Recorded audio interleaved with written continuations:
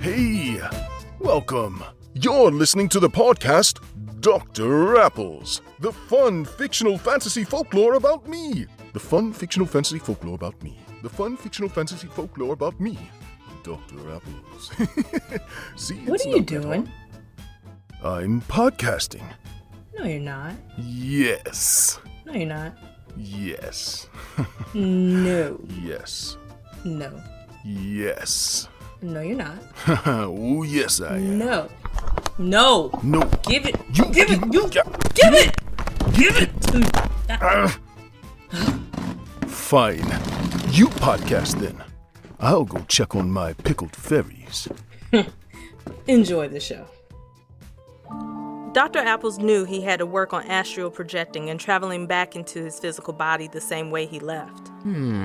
He couldn't remember much from many experiences either, but with a few adjustments, he trained himself to gently wake up and for his brain to remember most of the details. Oh, I got this. Soon, the process became second nature to him. By the age of 14, he was swift, agile, and felt he had mastered the technique. Oh. Thank his ego for that. It's easy. He was most excited about describing his experiences to his mother. What an amazing experience for you, Pum. Yeah, it's nothing. The Cheshire grin from Dr. Apple's reaction always placed an equally impressive smile upon Miss Barul's face. She knew the smile he gave when he told those stories came from the happiest part of his soul. Both loved each other for their bottomless wealth of knowledge, independence, and strength. They were a refreshing alternative from the benighted society they were around. Dr. Apples admired his mother. She was easily his best friend. Well, his only human friend. On one occasion, while he was experiencing astral projection, he heard a tiny gargle as he viewed the galaxy. He came upon a tiny shelled creature, or it came upon him. Aw, how cute. This creature seemed to be into Dr. Apples. It stayed near him for the entire duration of his astral travel. It never interfered and was by his side. He felt a connection to it. The companionship was refreshing. He woke up and went about his daily life. He was a bit lethargic and moody that day, but he knew he could take a nap later. When it came upon time to explore the astral world again, that night he noticed a galaxy, and the cute little being was beside him again. It looked much like a large snail, but had a beautiful human-like eye. This creature seemed to float about effortlessly, much like Dr. Apples. You only knew it was around at times by the faint gargle. Its shell was shiny and twinkled against the darkness. Its body didn't have too many features. It appeared to resemble the shape of a translucent thumb and had nostrils for breathing. This had to have been the same creature as before. I'll call you, Frederick, and you'll be my friend here. He stared at the creature for a reaction for a while, then went back to observing the sights. He never bothered to touch Frederick, and Frederick never made a reaction but clung close to Dr. Apples before disappearing from sight at times. As Dr. Apples viewed his surroundings, a dragon-like creature appeared in the far-off distance. He could tell it was massive. This thing seemed light years away, but it was so close. Dr. Apples was trying to assess the girth of it. He was certain it was bigger than a killer whale, and its length was longer than his sight could measure. Wow, that thing is really moving fast. The dragon-like creature had the grace of a dancing kite on a warm summer's day. A movable grid. You couldn't tell if it had scales from this distance. He couldn't ascertain if it had eyes or a nose, but it certainly had teeth. Massive teeth. As it got closer, he could finally see his face.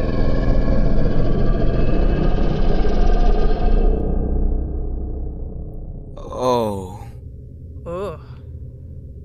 He had no plans for this encounter. He looked around his surroundings to see if it were headed to a particular point. Nothing around him. Yep, it was probably headed towards Dr. Apples. He turned his head to the right, and there was nothing but blackness and stars in the background. He moved his head to the left, and the massive green grid scales passed him as he felt the breeze of the creature passing him.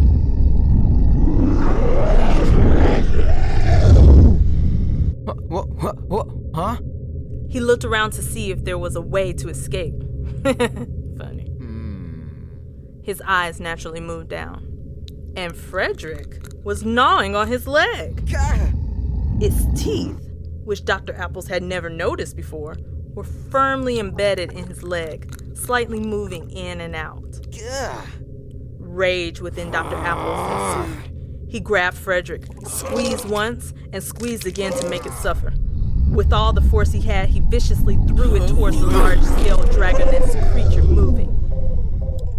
Dr. Apple's eyes popped open in his bed from the astral travel. The room was hazy and psychedelic. With his body stiffened, he sat up and began to recall the experience. The cogs were turning in his mind. He vigorously patted all over his body and directed his attention to his leg. He lifted his pajama pants to find faint reddish bumps on his chocolate skin. There was no blood, and he didn't feel any pain. He patted his leg some more and felt a gush on his right hand. He flipped his hand over to reveal flesh-tone goo embedded in his nails. Oh, how the cogs were now spinning indeed. He remained still in that same spot for most of the day, pondering. This was a new level of enlightenment. The ramblings of thoughts erupted in his brain. How long could I stay under? How often could I do it in a day? Could I connect with another person? The dead, the living, other beings while astral traveling? Could I project with anyone I choose while astral projecting? Could I die from this goo? Why did Frederick try to eat me? Could I eat it? There's got to be a limit to what one can and cannot do in this uncharted practice. Where is Frederick? Could I kick his little... He wanted to understand how he had the ability to maintain the goo on his hand returning from astral travel. The answer was practice. I got it. When he astral projected, he tried to touch anything he could. His senses heightened, and he became cognizant of every moment of astral travel. Eventually, he trained himself to pull beings from other realities into Earth. When he returned home from astral projecting, he would come back with a physical gift or two. Yes! It's a technique he promises to show me. You're listening to the podcast Dr. Apples, the fun fictional fantasy folklore about me. All about Dr. So he says. Then a week or two later, I hear... The fun fictional fantasy blah, folklore blah, about me. blah. Dr. He has to remember the initial promise first. Some of the most common beings he would collect back to this planet were snail beings like Frederick.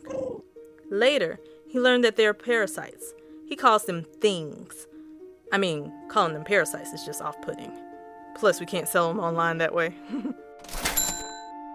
These successful hunts were a catalyst for a bigger ego, a confidence booster I wish Dr. Apples received a little later in life. Anywho, playing in multiple realms, his mom listened to his stories while cooking gumbo and would test his memory on journeys. Mapam, do we choose our looks before being born here? Do we choose our parents? What about experiences? Oh, what's a color I haven't seen before? Better yet, find a being I have never seen and draw it for me, por favor. Assisting with gumbo and assigning quests became routine for the two and were expected at least twice a week. These were moments Dr. Apples knew not to take for granted. For her skin was no longer as soft as the brush of a dandelion. And although her eyes sparkled, Miss Barul's cough was getting worse, and her body appeared frail behind her now oversized dresses.